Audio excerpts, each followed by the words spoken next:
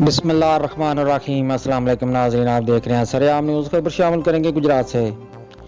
دوران ڈیوٹی وفات پانے والے ملازمین کی فیملیز کو تنہا نہیں چھوڑیں گے۔ ڈی پی او گجرات سید غضنفر علی شاہ۔ ڈی پی او گجرات سید غضنفر علی شاہ نے دوران ڈیوٹی وفات پانے والے کانسٹیبل بلال قاسم کے گھر جا کر مرحوم کے والدین اور بیوہ کے ساتھ تعزیت کی اور فاتحہ خوانی کی۔